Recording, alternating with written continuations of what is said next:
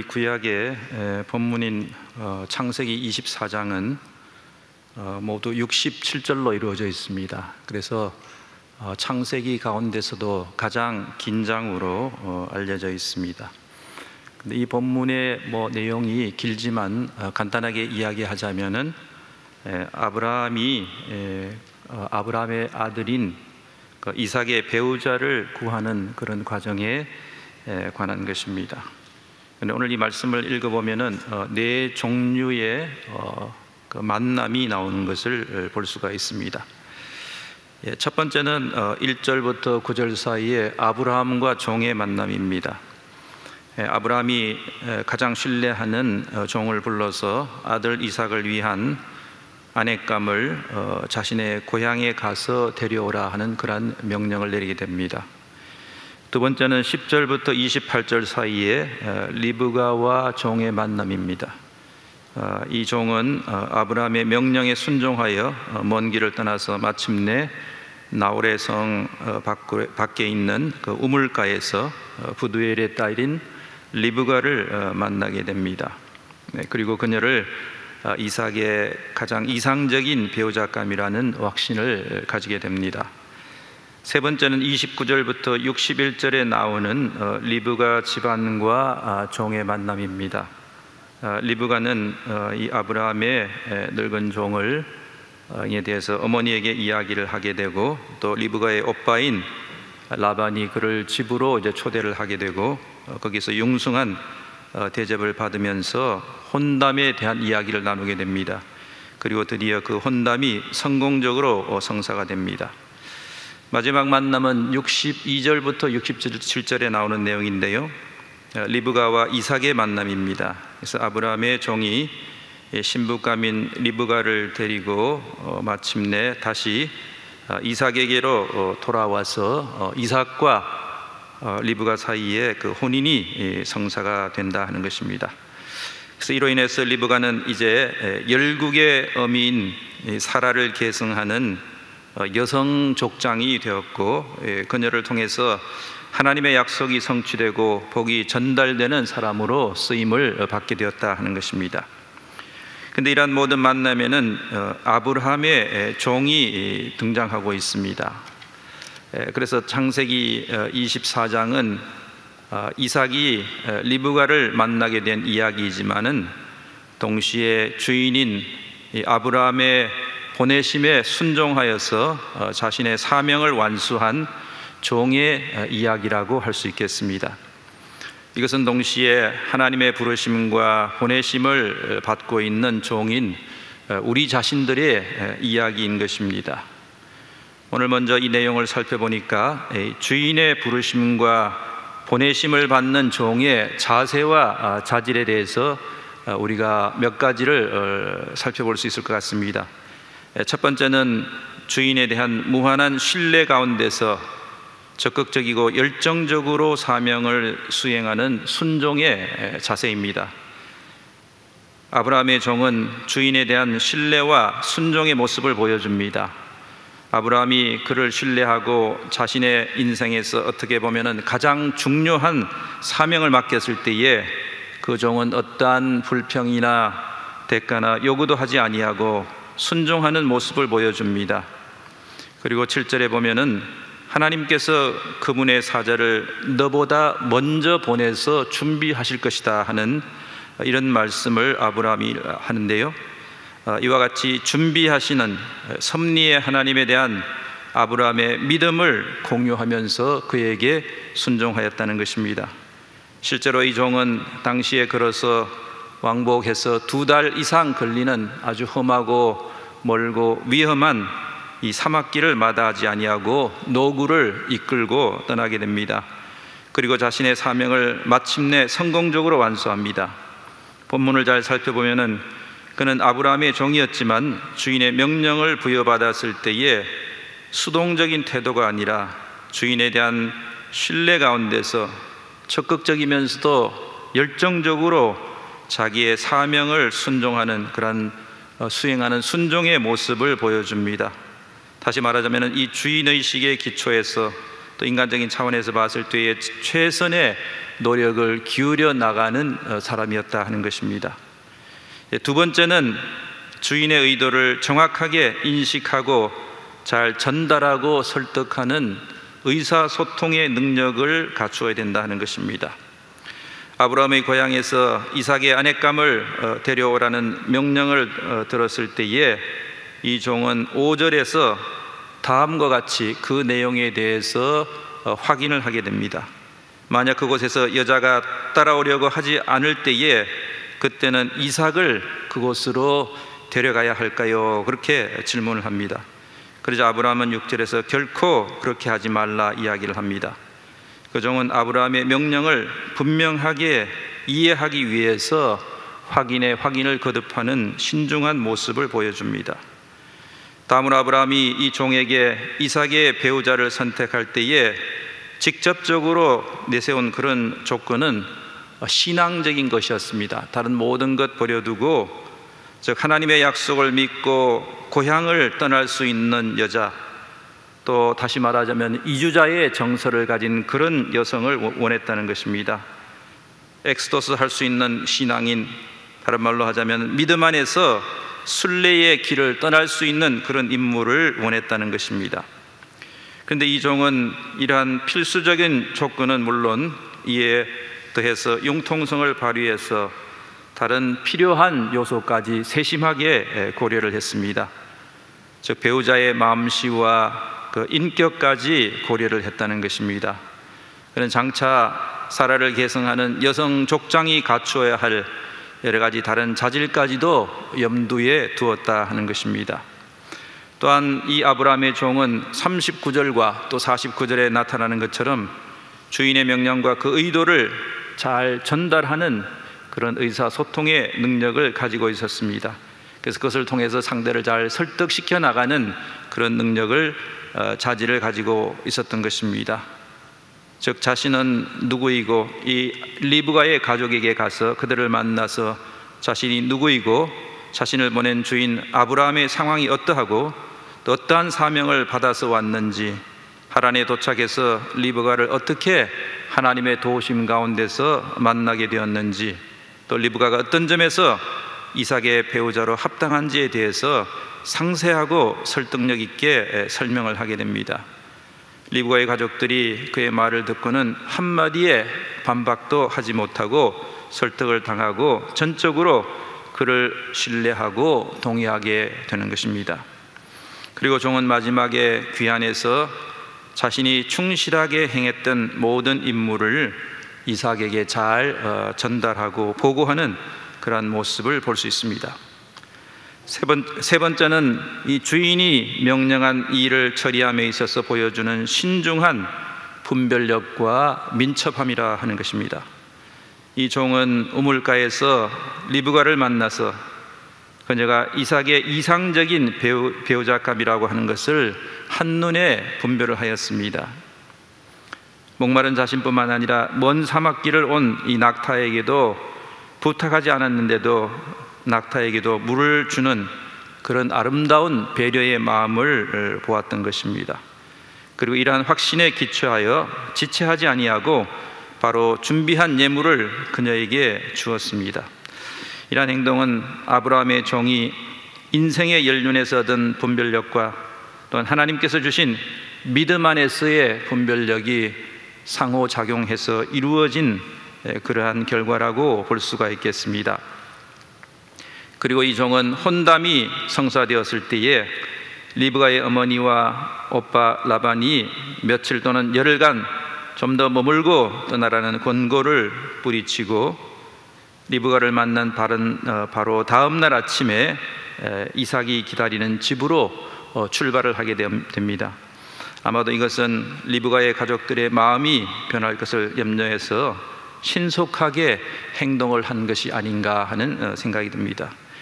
이처럼 이 종은 결정적인 순간에 신중한 분별력을 발휘하고 동시에 중요한 행동에 있어서 민첩함을 보여주었다 하는 것입니다.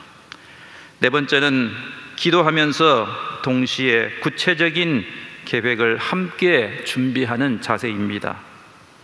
아브라함의 종은 하나님과 항상 대화하면서 동시에 인간의 편에서 해야 할 일이 무엇인지 거기에 대한 최선을 다했다는 것입니다.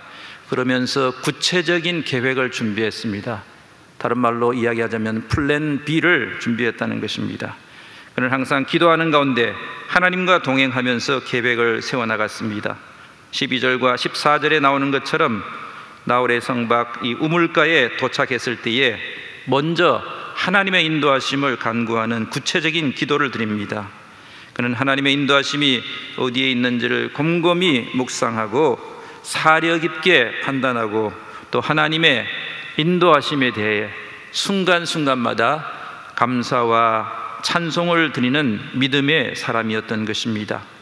25절, 26절에서도 종은 하나님께서 자신을 아브라함의 동생의 집에 도착하게 한 것을 감사드리는 그런 기도를 하는 모습을 볼 수 있습니다. 이러한 종의 자세와 자질은 종이 주인의 명령을 잘 수행해 나가기 위해서 갖추어야 될 아주 필수적인 자세와 자질입니다. 동시에 이것은 우리가 지금 이 장신대 이 선지동산에서 신학을 공부하고 또 기독교 교육을 공부하고 또 교회 음악을 배우는 가운데서 또 더 나아가 졸업 이후에도 지속적으로 구비하고 준비해 나가야 될 그러한 자질입니다. 평생에 갖추어야 될 그러한 내용들이라고 생각이 됩니다. 네 가지를 다시 한번 정리를 하자면 적극적이고 기쁨으로 하나님이 주신 소명에 순종하는 자세가 우리에게 필요하다는 것입니다.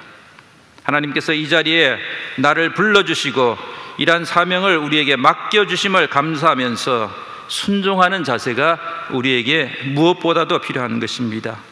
하나님의 부르심과 보내심에 대한 기쁨과 열정이 우리 자신을 지배할 수 있도록 준비해 나가는 과정이 우리에게 필요한 것입니다. 두 번째는 하나님의 소명인 하나님의 나라의 복음을 효과적으로 전하기 위한 의사소통의 능력을 잘 길러나가야 되겠습니다. 열심히 우리가 주어진 상황에서 최선을 다하여서 신학적인 사고와 기독교 교육적인 가르침과 역량과 또 교회 음악적인 훈련을 통해서 복음을 효과적이고 감동적으로 전하는 그 능력을 지속적으로 길러나가야 되겠다 하는 것입니다. 통로는 다양하지만 이를 통해서 하나님의 복음을 잘 전할 수 있는 능력을 잘 길러나가야 하겠다 하는 것입니다. 세 번째는 중요한 결정적인 순간을 위한 신중한 분별력과 동시에 민첩함을 길러나가야 되겠습니다. 하나님의 부르심과 보내심을 받는 자는 신중한 분별력과 민첩함을 동시에 갖추어야 합니다. 앞으로 부르심의 현장에서 다가올 수많은 결정들을 잘 해 나가기 위해서 또 우리의 일상의 삶 가운데서 다가오는 여러 결정에 대해서 우리가 잘 결정하기 위해서 이 두 가지 요소를 잘 갖추어 나가는 훈련을 해야 할 것입니다. 네 번째로 기도와 구체적인 계획의 동행입니다. 하나님의 소명은 기도 가운데서 수행되어야 합니다. 소명을 수행하는 동안 하나님과의 지속적인 대화가 이루어져야 합니다. 그러나 동시에 우리의 열정적이고 구체적인 세심한 계획과 행동을 더욱더 필요로 한다는 것입니다. 그런데 우리는 이러한 종의 자세와 자질을 갖추는 이 훈련을 하기 위해서 여기에서 우리가 열심히 노력을 하고 있습니다. 그러나 이것보다도 더 근본적인 사실을 우리가 먼저 확인하고 고백하며 나가야 할 것입니다. 아브라함이 자신의 종을 불러서 그에게 합당한 배우자를 구해오라는 명령을 내리는 그 모습을 통해서 우리는 하나님이 당신의 자녀 혹은 백성을 부르시고 동시에 그를 보내시는 분이라고 하는 사실을 인식하고 고백해야 할 것입니다. 아브라함이 자신의 종에게 사명을 부여하고 파송하는 오늘의 이 본문의 말씀을 통해서 우리는 하나님의 모습, 즉 하나님은 보내시는 하나님이라는 그러한 사실을 다시 한번 발견하게 됩니다. 보내시는 하나님, 미시오 데이라고 이야기하기도 하고 Sending God 이렇게 이야기를 하기도 하죠.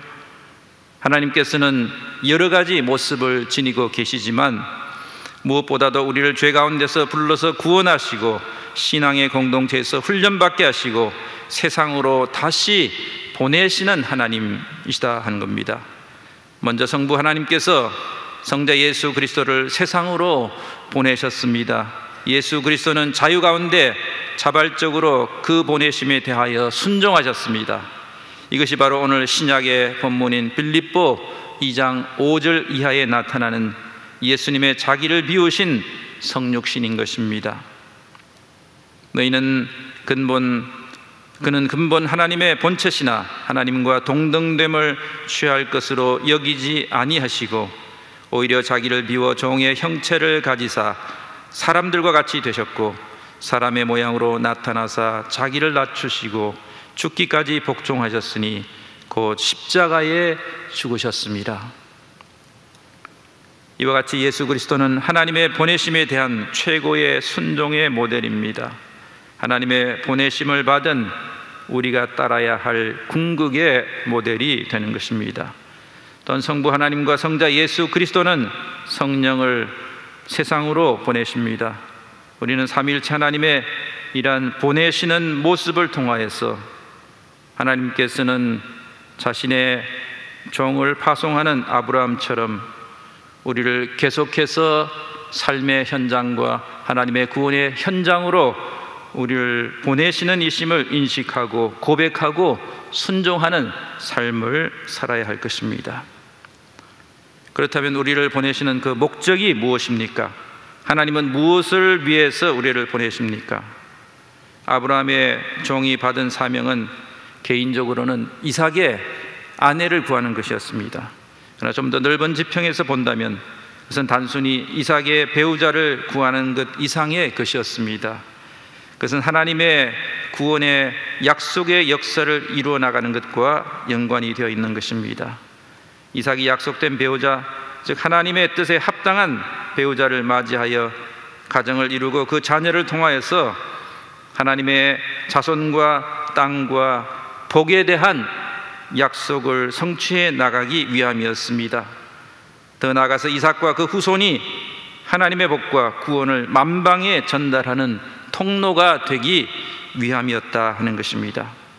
아브라함의 종이 보내심을 받은 것은 자신의 유익과 이익이 아니라 하나님께서 약속하신 복의 통로가 될 인물을 구해오기 위함이었던 것입니다.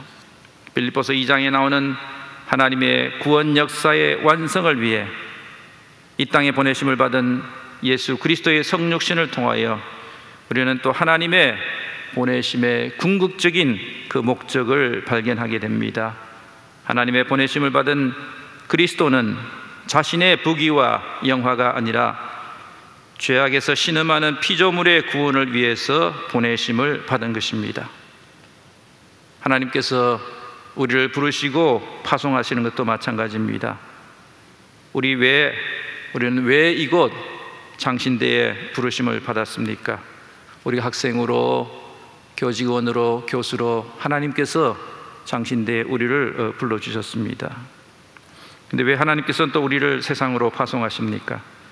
하나님께서는 우리들 각자를 서로 다른 자리와 환경에서 부르셨지만 여러 가지 모양으로 훈련시키시고 단련시키시지만 우리들을 하나님의 사랑인 예수 그리스도의 복음을 실천하고 전달하는 통로로 삼기 위해서 우리를 부르시고 보내시는 것입니다. 개인적인 동기 때문이 아니라는 사실을 다시 한번 확인하며 나가야 하겠습니다. 우리를 향하신 하나님의 비전과 우리 자신의 개인적인 야망을 잘 구별해 나가는 그런 훈련이 우리에게 필요합니다. 우리 각자는 하나님의 보내심을 받은 자로서 우리의 자세와 자질과 부르심 받은 자의 어떤 그런 능력을 키우기 위해서 열심히 노력하고 또 공부하고 있지만 그 보내심의 목적을 망각하고 개인적인 목표에 매몰되어서 살아갈 때가 너무나 많이 있습니다. 부르심의 궁극적인 목적을 잊어버리고 부르심을 수행하기 위한 지식과 기술과 능력 등만 준비하기 위해서 순간순간 스펙을 쌓기에만 급급한 것은 아닌지 우리 자신을 다시 한번 성찰하고 회개하며 나아가야 할 것입니다. 오늘 본문에 의하면 아브라함이 자신의 종에게 사명을 주어서 파송할 때에 앞에서 본 것처럼 아브라함에게 그 사명을 잘 수행하겠다고 하는 맹세를 하게 합니다. 아브라함의 허벅지 밑에 손을 넣어서 맹세를 했습니다. 그 맹세는 결코 가벼운 맹세가 아니라, 약속이 아니라 자신의 운명과 후손의 운명까지 걸고 하는 매우 중대한, 목숨까지 걸고 했던 중대한 맹세였습니다. 이와 같이 이 자리에 모인 우리들도 세례를 통하여서 죄를 용서받고 그리스도와 연합하여 하나가 되며 하나님의 부르심을 받고 동시에 세상을 향하여서 파송을 받았습니다. 세상을 향하여 우리를 보내신 하나님은 우리들을 우리 자신이 아닌 하나님의 생명 살림의 구원 사역에 동참하도록 교회와 세상의 여러 현장으로 우리를 보내시는 것입니다. 우리가 받았던 세례의 그 언약을 매 순간 새롭게 갱신해 나가는 가운데 하나님께서 왜 우리를 부르시고 동시에 지금 여기에 보내신 근본적인 목적이 무엇인가를 끊임없이 물어야 할 것입니다. 신학교육의 가장 큰 과제 중에 하나는 저는 이런 것이라고 봅니다. 그것은 바로 하나님의 부르심과 보내심을 받는 우리가 바로 이러한 질문을 지속적으로 우리 자신에게 스스로 제기하고 여러 기회를 통해서 여기에 응답할 수 있도록 통로를 마련해 주는 것이라고 생각을 합니다. 사랑하는 여러분, 이제 마지막 질문을 우리가 다시 한번 다 함께 생각을 해보고자 합니다. 창세기 24장은 창세기에서 가장 긴 장입니다. 그래서 이 장을 우리가 살펴본 것처럼 가장 많이 활약을 한 사람은 바로 아브라함의 종입니다.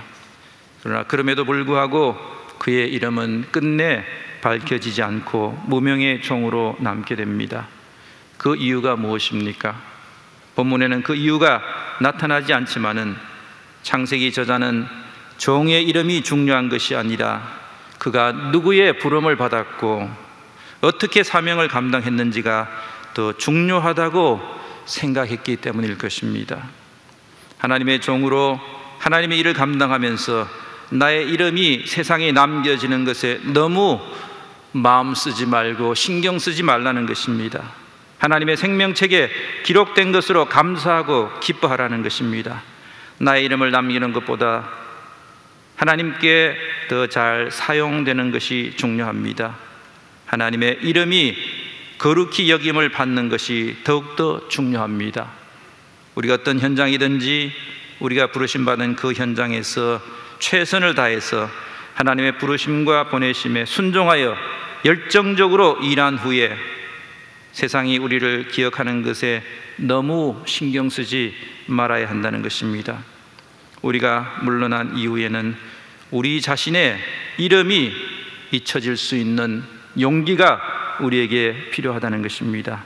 이러한 용기를 가질 수 있도록 우리가 지속적으로 노력해 나가야 할 것입니다. 사랑하는 우리 장신 가족 여러분, 오늘 이 말씀을 다시 한번 정리합니다. 하나님은 우리를 보내시고 우리를 부르시고 보내시는 하나님이십니다.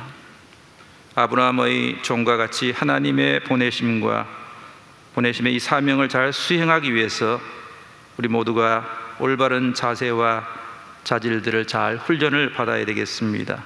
더 나아가서 우리는 하나님의 생명 살림의 복음 전파 사역에 보내심을 받았다는 사실을, 이 궁극적인 목적을 잘 깨달아야 되겠습니다. 또 우리의 이름과 명예를 남기기 위한 사역이 아니라 하나님의 이름이 높임을 받는 사역이 될 수 있도록 최선을 다할 수 있는 저와 여러분 되시기를 주님의 이름으로 간절히 기원합니다. 다 같이 기도하겠습니다. 우리를 부르시고 보내시는 하나님, 이 아침에 창세기의 말씀을 통하여서 우리를 깨우쳐 주심을 감사합니다. 먼저 우리가 이 신학교에 와서 우리 장로의 신학대학 이 선지동산에서 하나님께서 우리를 불러주신 그 목적을 분명하게 알게 도와주시고 또 이를 잘 수행하기 위한 여러 가지 우리의 자세와 자질들을 잘 훈련받을 수 있도록 도와주시고 또 더 나아가서 우리의 일들을 잘 마친 이후에 하나님의 이름이 높임을 받고 하나님께 영광을 돌리며 우리는 잊혀질 수 있는 그런 용기를 허락하여 주시기를 원합니다. 오늘 하루도 동행하여 주시고 함께 하시기를 원하옵고 예수님의 이름으로 기도하옵나이다. 아멘.